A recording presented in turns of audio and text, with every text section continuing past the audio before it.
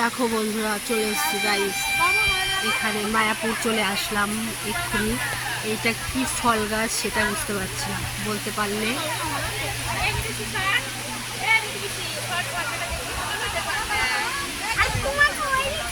দাঁড়া দাঁড়া, এবার ধর, ছাড় ওকে, ছাড় আমার কাছে আসবে, ছাড় ছাড় ছাড় ছাড়, পড়ে যাবে। বাবারে।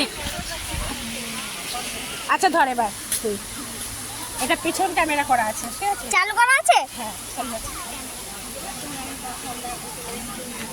দাঁড়া তো তো।